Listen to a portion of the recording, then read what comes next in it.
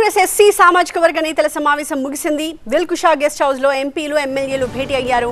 ఈ సమావేశానికి మంత్రులు వివేక్, అడ్లూరి లక్ష్మణ్ మాత్రం డుమా కొట్టారు. ఎస్సీ నేతల సమావేశానికి కడియం శ్రీహరి, కడియం కావ్య కూడా దూరంగానే ఉన్నారు. ప్రధానంగా ఇంటిగ్రేటెడ్ స్కూల్స్ పై వస్తున్న విమర్శలకు, ప్రతిపక్షాలు చేస్తున్న విమర్శలకి కౌంటర్ ఏ రకంగా ఇవ్వాలి అనే కార్యాచరణ రూపొందించేలాగా కాంగ్రెస్ నేతలు ఈ సమావేశం ఏర్పాటు చేసుకున్నారు.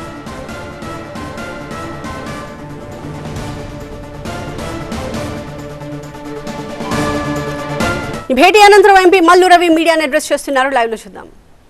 ఏ రాష్ట్రంలో కూడా ఇటువంటి నిర్ణయం తీసుకోలేదు. ఈ నిర్ణయం తీసుకున్నందుకు ముఖ్యమంత్రి రేవంత్ రెడ్డి గారికి, తెలంగాణ ప్రభుత్వ మొత్తానికి మేము ప్రత్యేకంగా ధన్యవాదాలు తెలియజేస్తున్నాం. దాని తర్వాత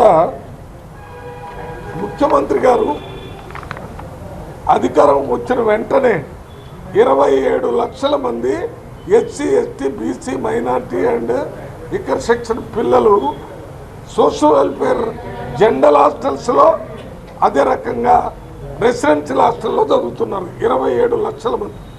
వాళ్ళందరికీ కూడా ఒకేసారి 40% మెస్ ఛార్జెస్ పెంచారు. మంచి ఆహారం వారికి అందాలనే ఉద్దేశంతో 40% పెంచడం జరిగింది. 200% కాస్మెటిక్ ఛార్జెస్ పెంచారు. ఇది కూడా వేరే విద్యార్థులు ఏ రకంగా మంచిగా భోజనం చేసి స్కూలుకు పోయి చదువుకుంటారో ఆ రకమైనటువంటి పరిస్థితులను కల్పించినటువంటి రేవంత్ రెడ్డి గారికి ప్రత్యేకంగా ధన్యవాదాలు. మేము ఇక్కడ ఉన్నటువంటి ఎమ్మెల్యేల్లో ఎక్కువ మంది సోషల్ వెల్ఫేర్ హాస్టల్లో అప్పుడు గవర్నమెంట్ సపోర్ట్తో చదువుకున్నాం. ఇప్పుడు వాళ్ళు ఇచ్చేటటువంటి గవర్నమెంట్ రేవంత్ రెడ్డి గారి ప్రభుత్వంలో ఇచ్చిన సపోర్టు ఇంతకుముందు ఏ ప్రభుత్వంలో ఇవ్వలేదు. ఈ 40% పెంచినందుకు కూడా మేము ప్రత్యేకంగా అందరం ఒక రెజల్యూషన్ ద్వారా ధన్యవాదాలు చేసాం.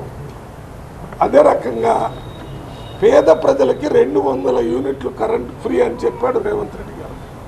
పేద ప్రజల్లో ఎస్సీ హ్యాబిటేషన్స్ ఇళ్లలో ఎక్కువ 90% 20% అంటే 200 యూనిట్స్ మాత్రమే వాడుకుంటారు. అందువల్ల 90% ఎస్సీలకు ఉపయోగపడేటువంటి ఈ స్కీమ్ కూడా మా ఎస్సీల జీవన విధానంలో మార్పు తీసుకున్నటువంటి ఉపయోగపడిందని దీని మీద కూడా ముఖ్యమంత్రికి ప్రత్యేకంగా ధన్యవాదాలు తెలియజేశారు.